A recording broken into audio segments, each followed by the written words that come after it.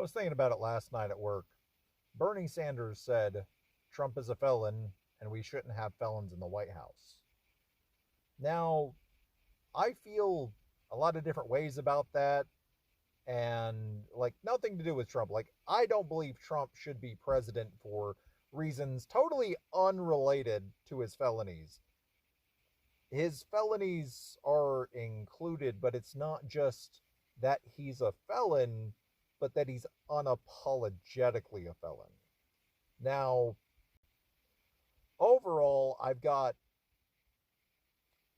probably closer to a neutral opinion of that.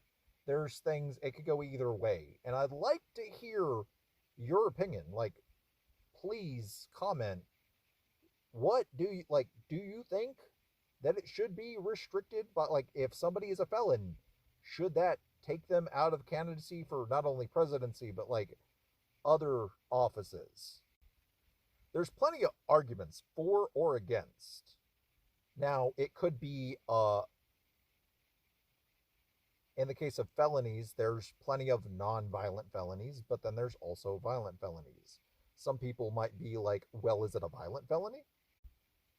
Or you might be like, have they done their time and have they gotten away from whatever decision they've made or whatever lifestyle they've had? Now, if it's been a lifestyle, I would probably not want to elect anyone that's got a lifestyle of a criminal history.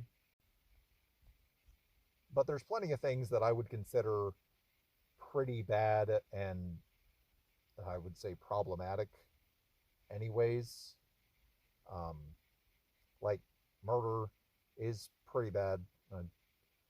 That's, I mean, if it's full on murder, like there's manslaughter, which can be an accident, but if it's premeditated murder, there's a whole lot of stuff right there.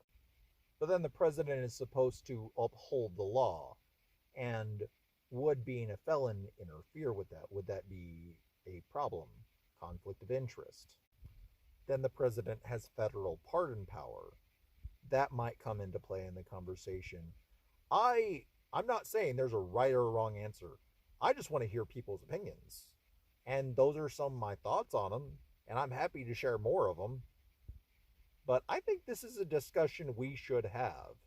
And I mean, not that it matters whether they should be Republican or Democrat or Green Party or Independent, but should felons be able to have seats of office? Why and why not?